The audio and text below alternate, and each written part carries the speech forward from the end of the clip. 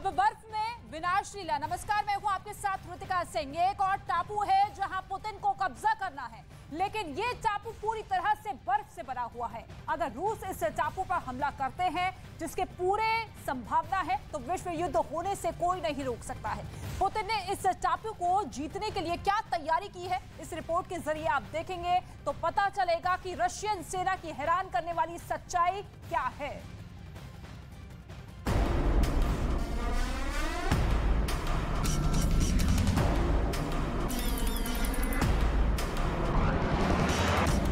Putin इस बर्फीले इलाके में क्या करने जा रहे हैं?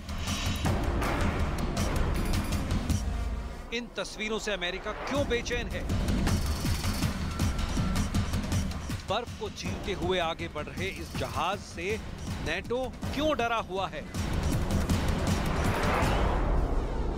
आर्कटिक क्या है? रूस का प्लान क्या है? ये बर्फ का दरिया है और पुतिन को टैंक से जाना है।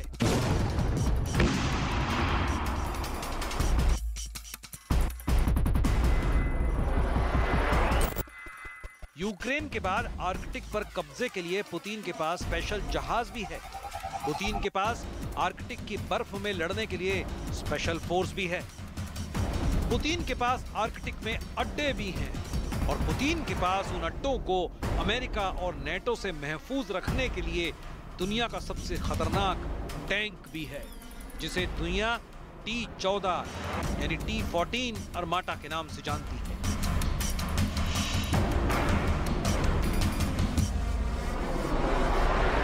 यह है पुतिन का सबसे तगड़ा टैंक T-14 अरमाटा, जो खास बर्फ और आर्कटिक जैसे इलाकों के लिए तैयार किया गया है।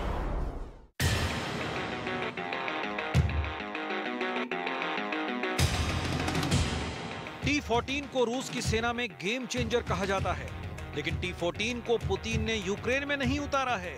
इसे खास आर्कटिक रीजन के लिए बनाया गया है, जो पूरे साल बर्फ से घिरा रहता है। 2015 में विक्ट्री परेड में दुनिया के सामने सबसे पहले आया टैंक इतना खास है कि इसकी खूबियां अब भी नेटो के लिए बहुत बड़ा सीक्रेट कही जा रही हैं। ये टैंक बहुत खास है। इसकी बनावट देखिए, इसका डिजाइन देखिए। बेल्ट के बीच 6 पहियों की बजाय इसमें 7 पहिए लगे हैं। 125 मिलीमीटर की इसकी तोप पूरी तरह ऑटोमेटिक तरीके से लोड की जाती है। गोले भी दागती है और मिसाइल भी। आर्कटिक इलाके में लड़ने के लिए तैयार ये टैंक दुनिया का सबसे आधुनिक और सुरक्षित टैंक माना जा रहा है।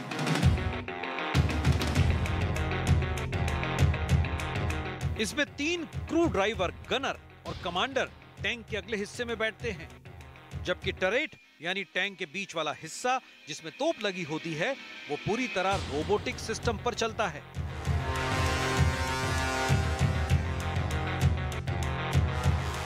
T-14 में लगा है एक्टिव प्रोटेक्शन सिस्टम, जो इसे एंटी टैंक मिसाइल से बचाता है। दुश्मन चाहे जेवलिन फायर करे या फिर एनलॉ, जिन मिसाइलों ने यूक्रेन में सबसे ज्यादा रूस की टैंक पावर को नुकसान पहुंचाया है, उन्हें नाकाम साबित करने के लिए T-14 की टेक्नोलॉजी अमेरिका और नेटो के लिए रहस्य बन चुकी है। T-14 को आर्कटिक के लिए क्यों तैयार किया गया है?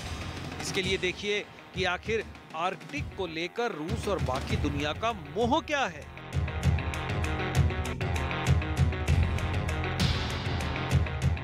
क्यों यहां यूक्रेन से भी बड़े महायुद्ध का खतरा मंडरा रहा है?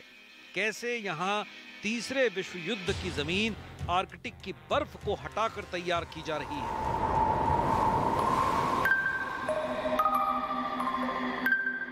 आर्कटिक उत्तरी ध्रुव का वो इलाका है जहां रूस तेजी से अपनी मिलिट्री की मौजूदगी बढ़ा रहा है, क्योंकि वहां बर्फ अब तेजी से पिघल रही है। ये रूस के लिए भी फिक्र की बात है, क्योंकि आर्कटिक में बर्फ की मौजूदगी रूस के दुश्मनों के लिए अब तक एक प्राकृतिक बैरियर रही है। लेकिन अब ये बर्फ पिघल रही है और रूस इसे अपनी समुद्री सरहद के लिए खतरा मान रहा है। यही वजह है कि कि रूस ने अब आर्कटिक के आसपास अपने बड़े मिलिट्री बेस बना लिए हैं।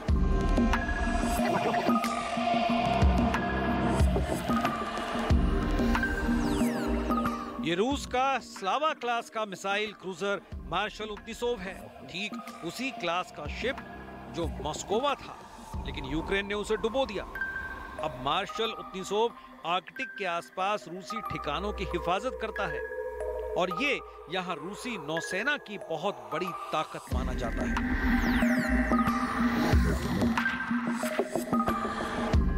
रूसी नौसेना की 4 फ्लीट्स में यहाँ उत्तरी फ्लीट सबसे बड़ी है और नेटो को सबसे ज्यादा खतरा रूस के इसी बेड़े से लगता है, जिसमें कई बड़ी परमाणु पनडुब्बियां भी शामिल हैं।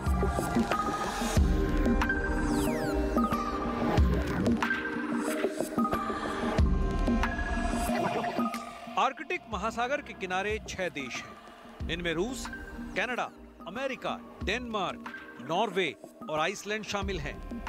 ऐसे में अब तक वीरान पड़ा यह इलाका बहुत तेजी से दुनिया का ध्यान खींच रहा है, क्योंकि ग्लोबल वार्मिंग की वजह से यहाँ की बर्फ तेजी से पिघल रही है। ऐसे में दसियों खरब डॉलर के गैस और तेल तक पहुंच बनाने के लिए दुनिया के सभी देश तेजी से इस इलाके में घुसपैठ कर रहे हैं। हालांकि इसमें सबसे तेज रफ्तार रूस की है।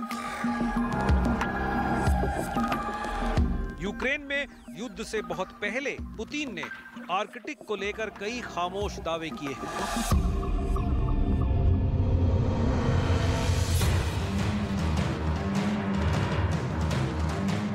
रूस अब यहां न्यूक्लियर पावर्ड आइस ब्रेकर तैनात कर चुका है।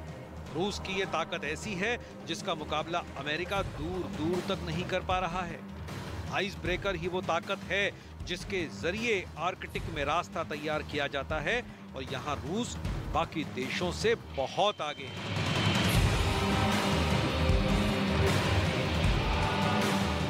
रूस के पास 6 न्यूक्लियर आइस ब्रेकर हैं, जबकि अमेरिका के पास सिर्फ 2, और इनके बिना आर्कटिक पर कब्जा करना किसी भी फौज के लिए नामुमकिन है। दुनिया का सबसे बड़ा न्यूक्लियर आइस ब्रेकर भी रूस के पास है और बाकी देश इस ताकत की बराबरी नहीं कर पा रहे हैं।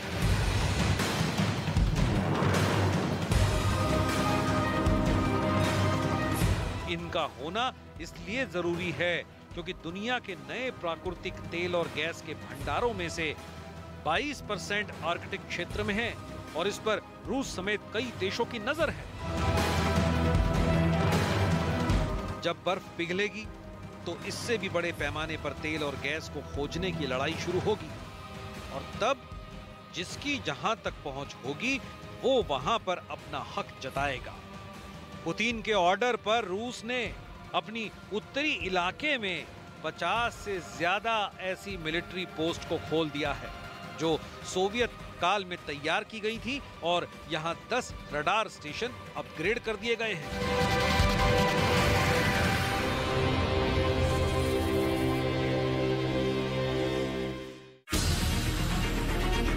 यूक्रेन युद्ध के बीच ही दुनिया में आर्कटिक को लेकर अलार्म बजने लगा है। दुनिया की मीडिया में चर्चा हो रही है कि आर्कटिक को लेकर पुतिन के इरादे ठीक नहीं हैं और यूक्रेन के बाद आर्कटिक का इलाका युद्ध का मैदान बन सकता है। यूक्रेन पर हमले के बाद से ही रूस ने आर्कटिक सर्कल के आसपास अपनी फौजों को तैनात कर दिया था। इसने अमेरिका और कनाडा के साथ साथ नॉर्वे को भी बहुत ज्यादा परेशान कर दिया है।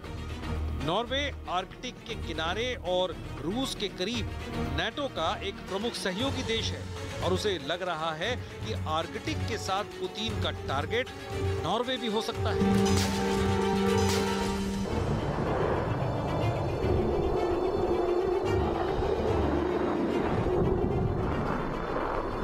आर्कटिक के बड़े इलाके पर नजर रखने के लिए रूस ने अपनी हवाई ताकत में भी जबरदस्त इजाफा किया है।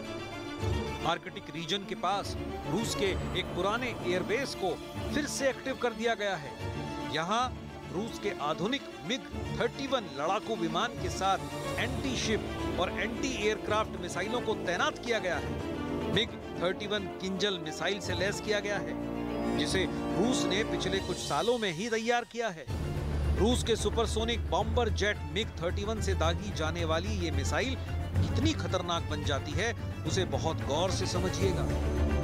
MiG-31 यानी MiG-31 खुद आवाज से करीब 3 गुना रफ्तार से उड़ता है कर दिया गया है, जिसकी वजह से रूसी एयर पावर की रेंज कई गुना बढ़ गई है।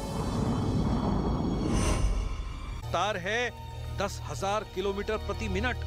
ये मिसाइल 2000 किलोमीटर की रेंज तक परमाणु वॉरहेड के साथ हमला कर सकती है। इस मिसाइल को MiG-31 की बेली यानी एयर फ्रेम के निचले हिस्से में इंजन के बीचों बीच फिट किया जाता है, ठीक वैसे ही जैसे सुखोई फाइटर जेट में ब्रह्मोस लगाई जाती है।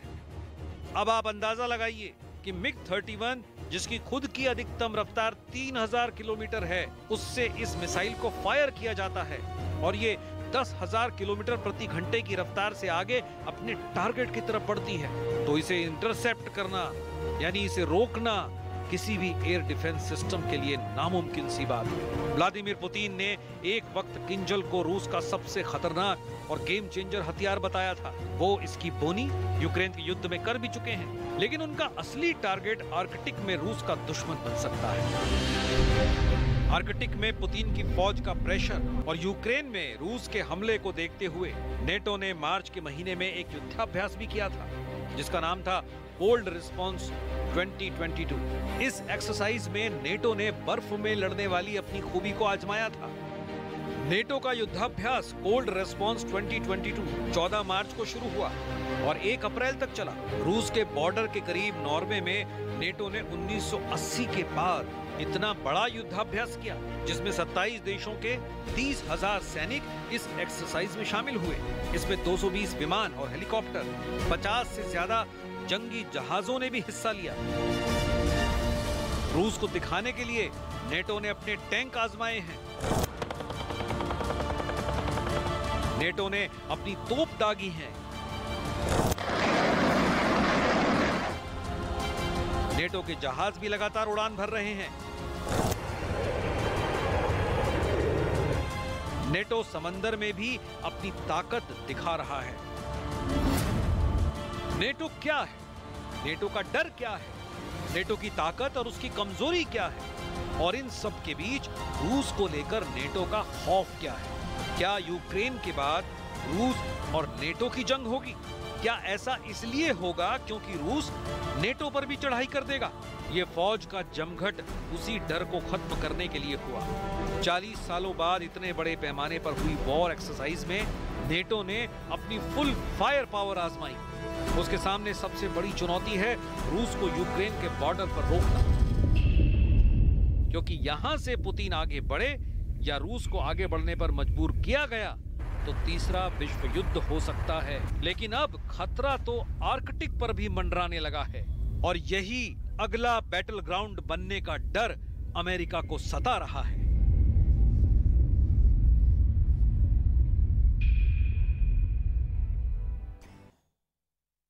तो यूक्रेन में युद्ध का दूसरा चरण शुरू हो चुका है। रूस की सेना चुन चुनकर यूक्रेन के सैनिक ठिकाने तबाह कर रही है। इतना ही नहीं, रूसी सेना के निशाने पर यूक्रेन के कई बड़े शहर भी आ चुके हैं, जिन पर रूस पूरी तरह से अपना झंडा लहराना चाहती है। फिलहाल रूस ने मारिउपोल पर कब्जे का दावा किया है। ये देखिए मारिउपोल शहर, जहां पर दावा किया गया है कि रूस की तरफ से कब्जा कर लिया गया है। और इस बीच रूस ने दूसरे कई मोर्चों पर भी जंग तेज कर दी है। पिछले कई दिनों से खार्किव, इज्यूम, स्लोवियांस्क, इसके साथ ही पोपास्ना में भी हमले तेज कर दिए गए हैं। इस बीच रूबिझने और इसके साथ ही सेव्रोडोनेस्क, मारिउपोल और खैरसोन में भी रूस ने अपने हमले तेज कर दिए हैं। यानी कि नए मोर्चे की शुरुआत करती हुई रूस की सेना। और इसके साथ ही मारिउपोल पर कब्जे के बाद रूस की सेना ने पूरी ताकत से यूक्रेन के खार्किव पर हमला बोल दिया है। वहां रूस के मिसाइल हमले ने बड़ी बड़ी इमारतों को तहस नहस कर दिया है, जिसकी कुछ तस्वीरें भी सामने आई हैं। उनमें एक तस्वीर में मिसाइल हमले में खंडर बन चुकी एक ऊंची इमारत की दीवार को राहत और बचाव दल के लोग नीचे गिराते हुए दिखाई दिए। इमारतों में हमले के बाद आग लग गई। ये देखिए किस तरीके से खार्किव पर हमले तेज कर दिए गए हैं रूस की तरफ से, और साथ ही कई मिसाइल हमले भी किए गए हैं। इमारतों में इतनी ज्यादा बमबारी की गई कि वो पूरी तरीके से धराशायी हो चुकी है। वहां पर आग भी लगती हुई नजर आई और इसके साथ ही राहत बचाव का काम भी युद्ध स्तर पर जारी है। और पुतिन अब यूक्रेन के कुछ इलाकों पर जल्द से जल्द पूरा कंट्रोल चाहते हैं और यही वजह है कि रूसी सेना यूक्रेन के कुछ इलाकों में आर पार की लड़ाई के तहत भीषण बमबारी कर रही है। ये वो इलाके हैं जो रूस से सटे हुए हैं। मैप के जरिए आपको समझाते हैं कि कौन कौन से शहर है जहां पर इस वक्त हमले तेज कर दिए गए हैं। सबसे पहले खार्किव, इसके साथ ही लुहांस्क, डोनेस्क, मारिउपोल और मेरिटोपोल। मारिउपोल शहर पर तो रूस ने कब्जे का दावा भी कर लिया है। जिन शहरों पर पुतिन कब्जा करना चाहते हैं वो व्यापारिक नजरिए से काफी महत्वपूर्ण है और इसीलिए पिछले कुछ दिनों से रूस की सेना यहां पर हर वो कोशिश कर रही है जिससे उसका पूरी तरह से कब्जा हो सके।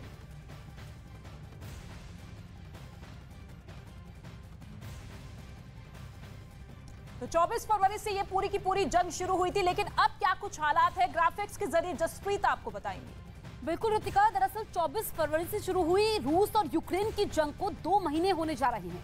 माना जा रहा था कि ये जंग महज कुछ ही दिन में खत्म हो जाएगी और रूस यूक्रेन को आसानी से हरा देगा, लेकिन ऐसा हुआ नहीं। रूस के साथ जंग में कोई भी देश सीधे तौर पर यूक्रेन के साथ नहीं आया, लेकिन रूस के खिलाफ दुनिया एकजुट हो गई। अमेरिका समेत कई देशों ने यूक्रेन को हथियार और पैसे की मदद की। 15 मार्च 2022 को अमेरिका ने 1 लाख करोड़ से ज्यादा की सैन्य मदद की। वहीं 24 मार्च 2022 को फिर 7500 करोड़ से ज्यादा की सैन्य मदद अमेरिका ने की। वहीं 14 अप्रैल को फिर जेलेंस्की की अपील पर 60 लाख करोड़ से ज्यादा की सहायता दी गई। रूस से मुकाबला करने के लिए 800 स्ट्रिंगर एंटी एयरक्राफ्ट सिस्टम दिया गया। वहीं 2000 जैवलिन मिसाइल भी यूक्रेन को अमेरिका ने दी। 1000 हल्के एंटी आर्मर हथियार की भी मदद अमेरिका ने यूक्रेन को दी। अमेरिका ने 6084 एंटी आर्मर सिस्टम भी दिया मदद के तौर पर।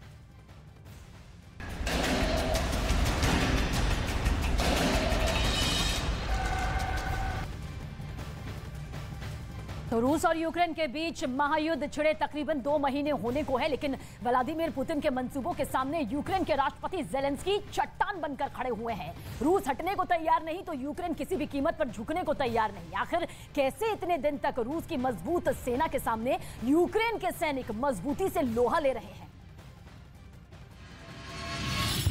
जेलेंस्की का मोर्चा कितना मजबूत?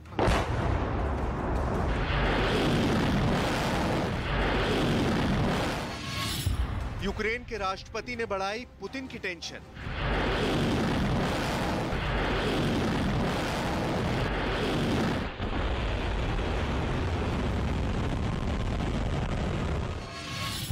पुतिन की ताकत से बेहतर जेलेंस्की का दिमाग।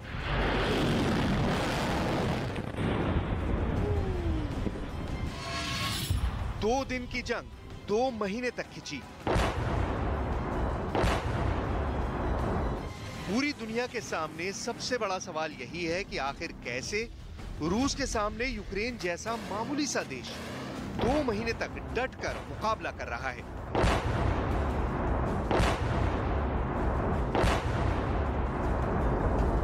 आखिर कैसे यूक्रेन ने रूस के सामने 2 महीने तक घुटने नहीं टेके, ये बताने से पहले आपको दिखाते हैं कि कैसे जेलेंस्की के योद्धा रूस को इस महाजंग में नाको चने चबवाने को मजबूर कर रहे हैं।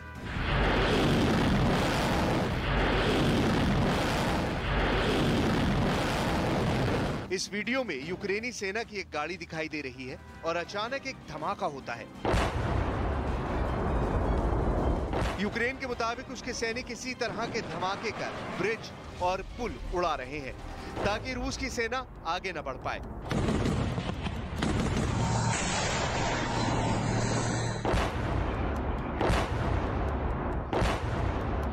महायुद्ध के 97वें दिन जो तस्वीरें और दावा सामने आया, उसने यूक्रेन ही नहीं बल्कि पूरी दुनिया के सामने एक नई चुनौती दिखने लगी। रूस के तरकश से निकली सरमत या सेटन 2 मिसाइल।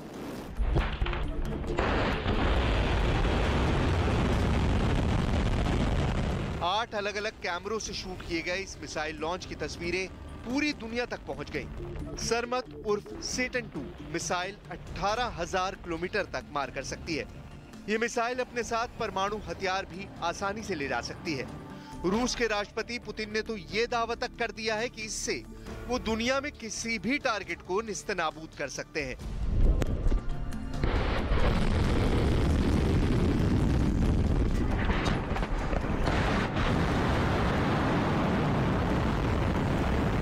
पुतिन का दावा है कि दुनिया में ऐसी मिसाइल न इससे पहले कभी बनी और ना ही लंबे वक्त तक कोई दूसरा देश ऐसी घातक मिसाइल बना सकता है। पुतिन का दावा है कि विश्व युद्ध की सूरत में उनके पास ब्रह्मास्त्र है। Поздравляю вас с успешным пуском межконтинентальной баллистической ракеты «Сармат». Это большое знаменательное событие в развитии перспективных систем вооружений российской армии. Новый комплекс обладает высочайшими тактико-техническими характеристиками и способен преодолевать. तो क्या रूस के इस ताजा मिसाइल टेस्ट से जेलेंस्की के माथे पर बल पड़े? जेलेंस्की के पास रूस के इस तुरुप के इक्के का क्या जवाब है? जंग में अपने नुकसान को देखते हुए जेलेंस्की ने रूस के सामने एक बार फिर बातचीत का प्रस्ताव रखा है। Хочу я цього, або я цього не хочу. Готовий до діалогу. Упродовж останніх, які у мене були, які мені народ дав останніх 3 років, готовий до діалогу щодо кінця війни з президентом Російської Федерації. Це так само, коли вони виходили постійно з медіасигналами, поки не почали повномасштабне вторгнення. जेलेंस्की बातचीत के लिए तैयार भी हैं और ये भी कह रहे हैं कि उन्हें रूस पर भरोसा भी नहीं है। रूस पर भरोसा ना करने के पीछे यूक्रेन की अपनी वजह है। जब से युद्ध शुरू हुआ है तब से लेकर ऐसा कोई मौका नहीं दिखाई दिया जब रूस किसी भी तरह से अपने तेवर नरम करने को तैयार हुआ हो। इस जंग में यूक्रेन ने रूस के नुकसान के बड़े बड़े दावे किए, लेकिन जेलेंस्की को भी नुकसान कम नहीं हुआ है। रूस का दावा है कि उसने बुधवार को एक ही दिन में यूक्रेन पर 1100 से ज्यादा हमले किए। अब तक 140 एयरक्राफ्ट तबाह कर दिए हैं, 106 हेलीकॉप्टर नष्ट कर दिए हैं, 511 UAV, 254 anti aircraft missile system तबाह किए, 2410 टैंक और दूसरी बख्तरबंद गाड़ियां नष्ट कर दी।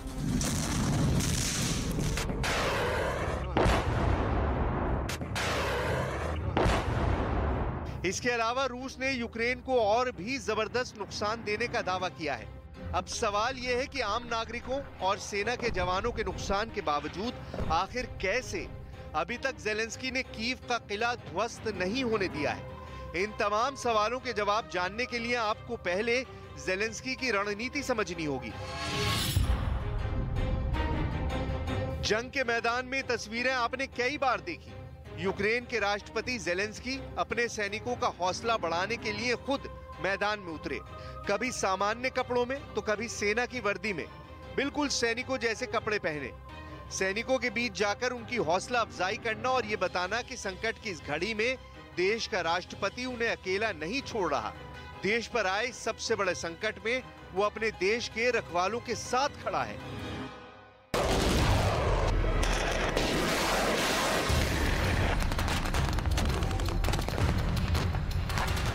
रूस के सामने तल्ख तेवर, देश के अंदर दुश्मन की सेना हो, अलग अलग शहरों में बम बरस रहे हो, ऐसे में एक देश का राष्ट्रपति किन हालात से गुजर रहा होगा, ये सोचने वाली बात है।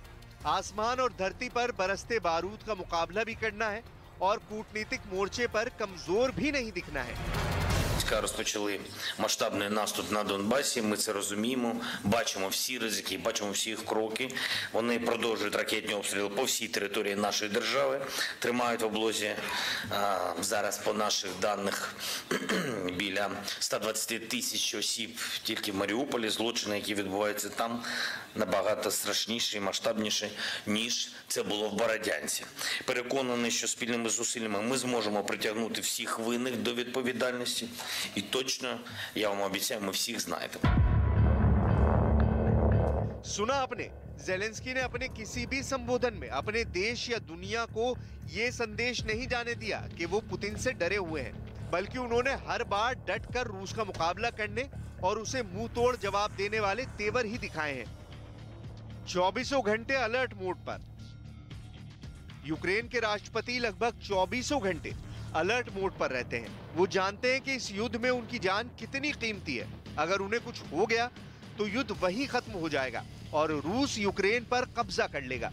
कहा जाता है कि जान और अपना जहान बचाने की इस जंग में ज़ेलेंस्की 24 घंटे में सिर्फ 2 घंटे ही सोते हैं। बंकर में ज़ेलेंस्की। यूक्रेन के राष्ट्रपति ज़ेलेंस्की अपना आलीशान आशियाना छोड़कर अब बंकर में जिंदगी गुजार रहे हैं, लेकिन अपनी सेना को हौसला अफजाई के लिए वो हर 3 से 4 दिन में बंकर से बाहर आते हैं और हालात का जायजा लेते हैं। इस दौरान उनके खास और बेहद भरोसेमंद सुरक्षा गार्ड ही उनके आसपास होते हैं। इसका एक नजारा पिछले दिनों कीव की सड़कों पर दिखाई दिया जब बोरिस जॉनसन वहां पहुंचे थे। बताया जा रहा है कि ज़ेलेंस्की का परिवार भी रूसी आक्रमण से दूर यूक्रेन में ही किसी दूसरे बंकर में छिपा हुआ है, क्योंकि रूसी हमले में उनकी पत्नी और बच्चों को भी जान का खतरा है। दुनिया से जुटाई मदद। युद्ध की शुरुआत से लेकर अब तक यूक्रेन ने दुनिया के कई देशों से मदद की अपील की। वो भले ही नेटो में शामिल ना हो पाया हो, मगर अमेरिका समेत तमाम नेटो देशों ने यूक्रेन को हथियार, गोला बारूद और दूसरी आर्थिक मदद दी है। ये भी एक बड़ी वजह है कि यूक्रेन अभी तक रूस जैसे शक्तिशाली देश के सामने टिका हुआ है। फरवरी में जिस रफ्तार से रूस की सेना आगे बढ़ रही थी, उस पर ज़ेलेंस्की की कुशल युद्ध नीति और सैन्य काबिलियत ने काफी हद तक ब्रेक लगाया है। हालांकि महायुद्ध के 97वें दिन रूसी सेना ने मारियोपोल शहर पर कब्जे का दावा किया है। उधर पुतिन का कहना है कि उन्होंने शहर को आजाद किया है। ताजा अपडेट यह है कि मारियोपोल में मारे गए रूसी सैनिकों के शव रूस भेजने के लिए ज़ेलेंस्की तैयार हो गए हैं। यूक्रेन हमले की वजह से जापान ने रूस से मोस्ट फेवरेट नेशन का व्यापार दर्जा छीन लिया है। रूसी सरकार ने यूक्रेन के 31 सेलिब्रिटीज पर 50 साल के लिए बैन लगा दिया है। नेटो में शामिल होने के लिए बुधवार से फिनलैंड की संसद में बहस शुरू हो गई। एक युद्ध ने पूरी दुनिया में हलचल मचा दी है, लेकिन ज़ेलेंस्की ने भी ऐलान कर दिया है कि वो इतनी आसानी से हार मानने वाले नहीं हैं और ना ही वो देश छोड़कर कहीं जाने वाले हैं। बंकर में वॉर रूम। यूक्रेन के राष्ट्रपति ज़ेलेंस्की एक खास बंकर में आगे की रणनीति तैयार कर रहे हैं। उनके सबसे भरोसेमंद सेनापति उस बंकर में उन्हें पल पल का अपडेट और रूसी सेना की हर हलचल की खबर देते हैं। बताया जा रहा है कि ऐसे में जब रूस यूक्रेन पर पूरी तरह से कब्जा नहीं कर पा रहा है, तो वो अपनी चाल में बदलाव कर सकता है। खबर है कि यूक्रेन के मददगार देशों पर रूस साइबर हमले कर सकता है। यूक्रेन का ये भी कहना है कि रूस अपने सैनिकों की मौत का असल आंकड़ा छिपा रहा है। बहरहाल अपने लोगों को बचाने के लिए यूक्रेन के राष्ट्रपति ने पुतिन से डील की है। इस डील के मुताबिक मारियोपोल में अपने लोगों के सुरक्षित रेस्क्यू के लिए यूक्रेन ने रूस के कई कैदियों को रिहा करने का ऐलान किया है। देखना है कि युद्ध खत्म होते होते ज़ेलेंस्की की रणनीति की जीत होती है या पुतिन की ताकत की। लेकिन इतना तो तय है कि इस जीत की कीमत अब बहुत भारी हो चुकी है।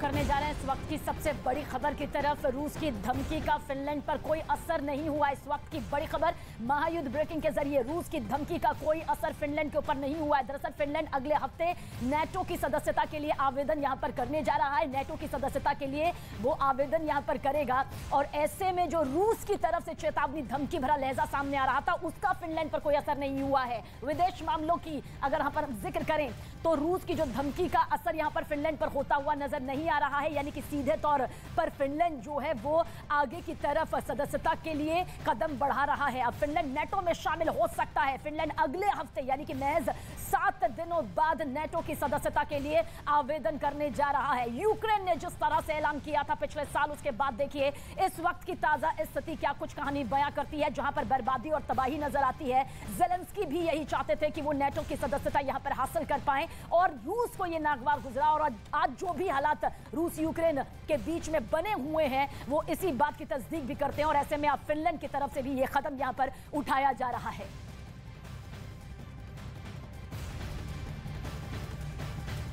तो यूक्रेन पर कब्जे की जंग में रूसी सेना को बड़ी कामयाबी हाथ लगने का दावा किया जा रहा है। खबर है कि रूसी सेना ने चेचन लड़ाकों के साथ मिलकर उस मारियोपोल शहर पर कब्जा जमा लिया, जिसे बीते कई दिनों से रूसी सेना अपने अधिकार में लेना चाहती थी। मारियोपोल में अपने आखिरी हमले को अंजाम देते हुए रमजान कादिरोव के लड़ाकों ने उस अज़ोवस्ताल स्टील प्लांट पर ताबड़तोड़ हमला किया, जहां यूक्रेन के सैनिक छिपे हुए थे।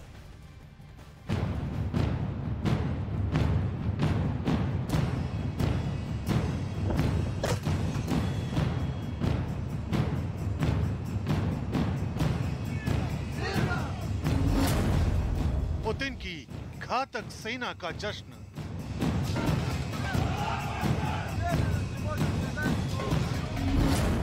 मारियोपोल पर कब्जे का जश्न।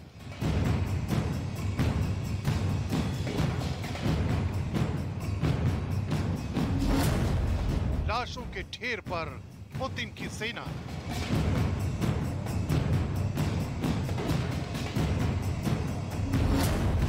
मारियोपोल में मौत वाली साजिश का आखिरी दांव।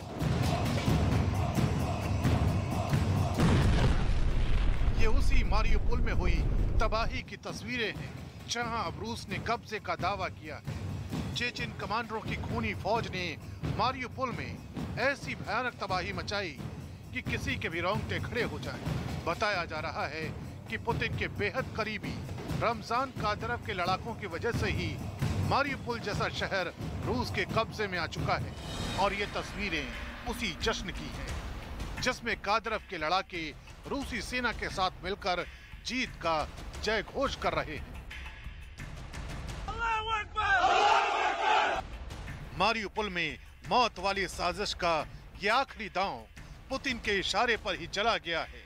खुद चेचन कमांडर इस बात को कबूल कर रहे हैं कि मारियोपोल में जिस तबाही और सफाई का हुक्म मिला था, अब उसे पूरा किया जा चुका है।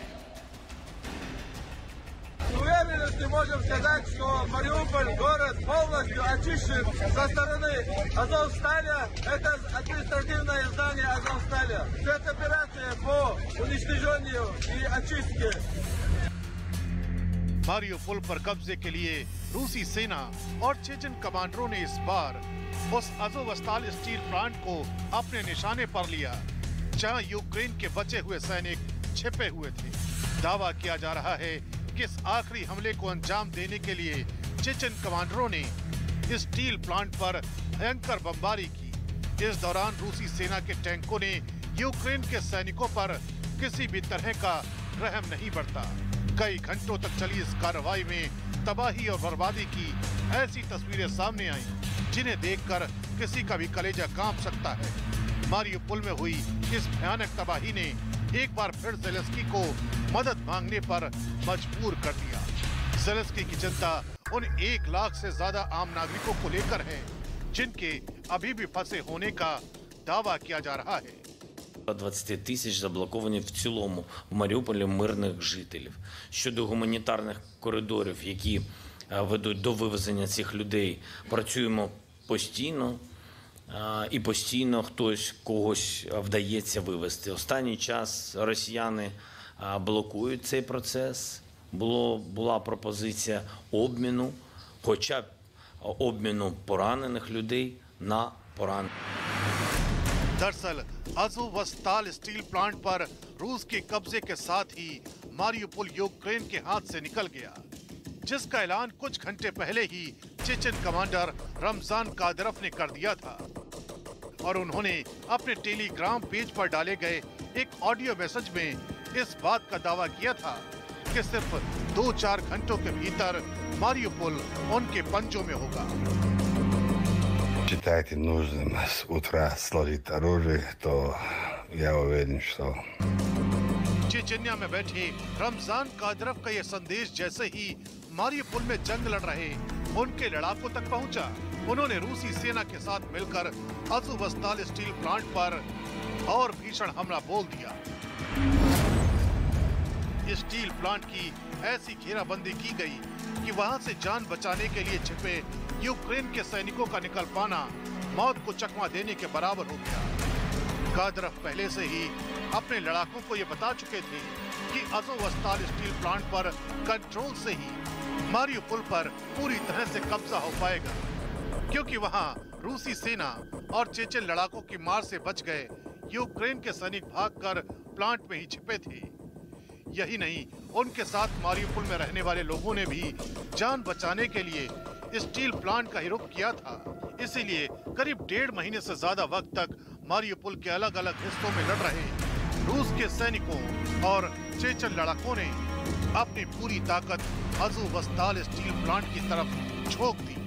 प्लांट के अंदर छिपे यूक्रेन के सैनिकों को कई बार हथियार डालने की चेतावनी दी गई, लेकिन यूक्रेन की सेना ने हथियार नहीं डाले। उसके बाद अज़ोवस्ताल स्टील प्लांट पर भीषण हमले शुरू हो गए, जिससे स्टील प्लांट और उसके आसपास के इलाकों में तबाही मच गई। यूक्रेन के जिन सैनिकों ने वहां से भागने की कोशिश की, वो रूसी सेना और चेचन लड़ाकों के हमले में मारे गए।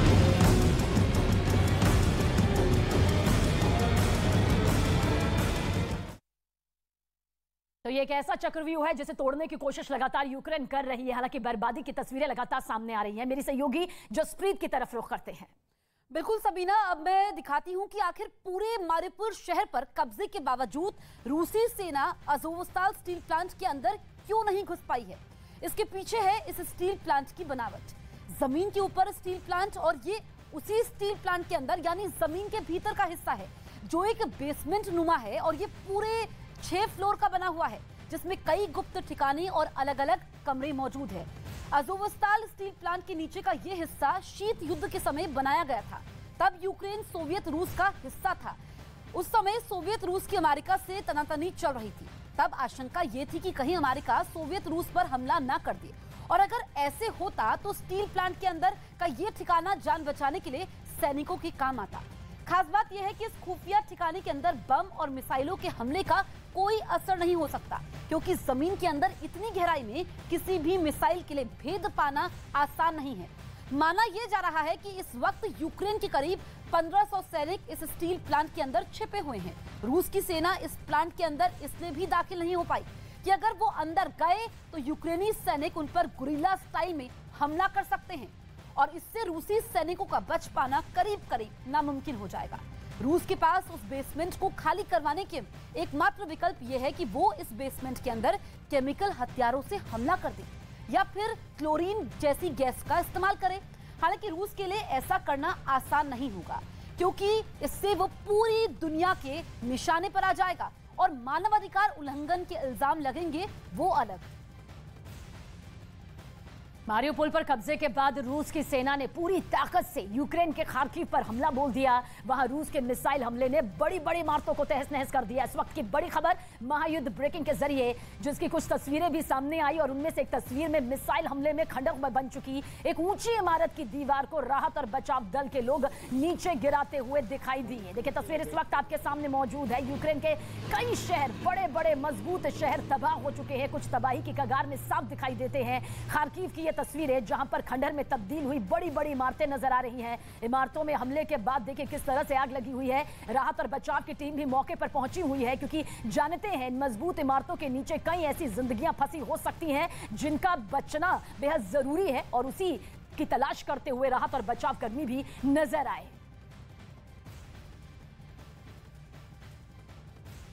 और कुछ और जरूरी जानकारी के लिए जसप्रीत एक बार फिर से आपकी तरफ रुख। सबीना, 58 दिनों से चल रही जंग के बाद मारियुपोल जैसे अहम शहर पर कंट्रोल करना रूस के लिए इतना आसान नजर नहीं आता है, और उस आधी जंग जीतने के बराबर है। इसकी वजह है कि मारियुपोल की खास लोकेशन, जो कि यूक्रेन के दक्षिण पूर्व में अजोव सागर से लगता हुआ बंदरगाह वाला एक बेहद अहम शहर है। मारियुपोल के बाईं तरफ दक्षिण में क्राइमिया है और दाईं तरफ डोनेस्क और लुहांस्क जैसे पूर्वी यूक्रेन के इलाके हैं, जिन्हें रूस आजाद देशों की मान्यता दे चुका है। यूक्रेन के क्राइमिया पर 2014 से रूस का कब्जा है, और डोनेस्क और लुहांस्क में जिन अलगाववादियों ने बीते 8 साल से यूक्रेन की सरकार से जंग छेड़ी हुई है, उन्हें भी रूस का समर्थन हासिल है। 24 फरवरी को जब रूस ने यूक्रेन पर हमला किया था, तो दक्षिण दिशा में उसकी सेना का एक हिस्सा क्राइमिया से ही यूक्रेन में दाखिल हुआ था। वहां से रूस की सेना यूक्रेन के उत्तर पूर्व की तरफ आगे बढ़ी और कुछ दिन बाद मारिउपोल तक पहुंची थी। और अब मारिउपोल पर कब्जा होने के बाद पुतिन की सेना के लिए सबसे फायदे की बात यह है कि उसके लिए क्राइमिया से लेकर सीधे रूस तक जमीन का रास्ता खुल गया। यानी क्राइमिया से रूस तक एक लैंड कॉरिडोर बन चुका है, जो इन दिनों यूक्रेन के पूर्वी इलाके डोनबास में लड़ रही रूस की सेना के लिए बहुत ही ज्यादा मददगार साबित हो सकता है। ब्रिटेन के प्रधानमंत्री बोरिस जॉनसन ने हैदराबाद हाउस में की प्रधानमंत्री मोदी से मुलाकात। दोनों नेताओं में यूक्रेन मुद्दे पर भी हो सकती है बातचीत।